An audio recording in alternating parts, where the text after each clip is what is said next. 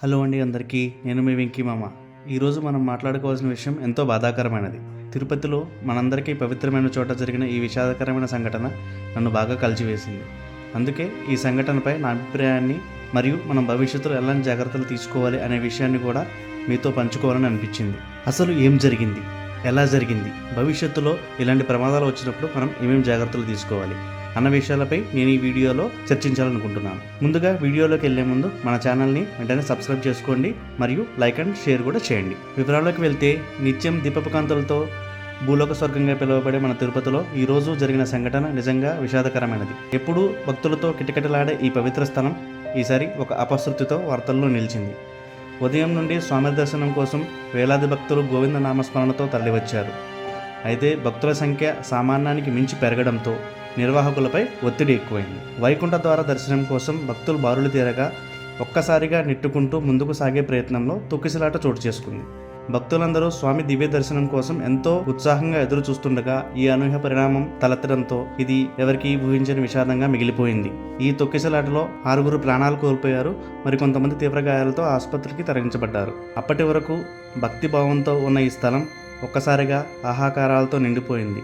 గోవిందనామస్మరణతో మార్మోగే 7 కొండలు మోగిపోయాయి. పక్షుల కేరింతలతో నిండిపోయిన 7 కొండలు మౌనంగా చూస్తూ ఉండిపోయాయి. జలపాతాలు సైతం కన్నీరు కార్చాయి.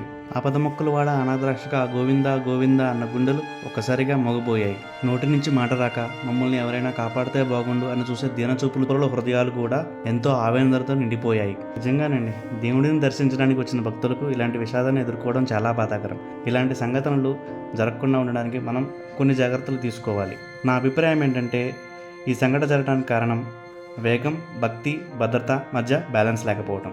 అవునండి, భక్తి అనే ఆధ్యాత్మికతకు మన జీవన విధానంలో చాలా ప్రత్యేకమైన స్థానం ఉంది. అయితే భక్తిని అనుభవించడంలో భద్రతను నిర్లక్ష్యం చేయకూడదు. దేవుని దర్శించడంలో ఎంత ఉత్సాహంగా ఉన్నా ఇతరులను గౌరవించడంలో ఎల్లప్పుడూ ముందుండాలి. మనమంతా స్వామి దర్శనం కోసం ఎంతో ఉత్సాహంగా వెళ్తాం. ఆలయ ప్రాంగణంలో అనవసరపు తొందరపాటు, ఇతరులను నెట్టుకోవడం వంటి చర్యలు చేయకూడదు. ప్రత్యేకించి పండుగ వాతావరణం ఉన్నప్పుడు చాలా సునిశ్చితంగా ప్రవర్తించాలి. మరియు ఆలయ అధికారులు కూడా భక్తుల భద్రతపై మరింత శ్రద్ధ వహించాలని నేను అభిప్రాయపడుతున్నాను. పండగల సమయంలో భక్తుల సంఖ్య ముందుగానే అంచనా వేసి అదనపు భద్రతా ఏర్పాట్లు చేయాలి. క్యూ లైన్లు సాఫీగా నడవడానికి అవసరమైన ఏర్పాట్లు కూడా చేస్తే చాలా మంచిది. ఆన్లైన్ బుకింగ్ పద్ధతిని కొంచెం ముందుగా ప్రవేశపెడితే అందరూ ఆన్లైన్లో టికెట్స్ బుక్ చేసుకోవడం వల్ల ఆలయం దగ్గర టికెట్స్ కోసం లైన్లో వెళ్ళవలసిన దాన్ని నియంత్రించవచ్చు. ఆ రద్దీని కూడా మనం తగ్గించవచ్చు.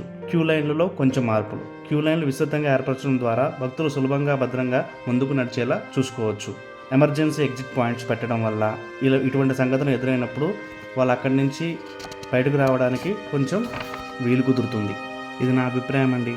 అధికారులు ఈ వీడియో చూసి కొంచెం భద్రతా ప్రామాణ్యాలపైన శ్రద్ధ వహించాలని, పండుగ సమయంలో ఈ భక్తుల సంఖ్యను ముందుగానే అంచనా వేసి భద్రతలు ఏర్పాటు చేస్తే మంచిదిగా ఉంటుందని భావిస్తున్నాను. చూసారు కదండి అందరూ, తిరుపతిలో జరిగిన సంఘటన మనందరికీ ఒక గాఢమైన పాఠం నేర్పింది. నేను మృతుల ఆత్మకు శాంతి చేకూరాలని ప్రార్థిస్తూ గాయపడిన వారు తొందరగా కోలుకోవాలని కోరుకుంటున్నాను. మీ అభిప్రాయాలను కామెంట్స్లో పంచుకోండి. ఈ వీడియోను షేర్ చేసి మరింతమంది భక్తులకు భద్రతా నియమాల గురించి అవగాహన కల్పించండి. నేను మీ వెంకీ మామ. మీకు మరిన్ని సమాచారాన్ని అందించడానికి ఇప్పుడు సిద్ధంగా ఉంటాను. Bye bye.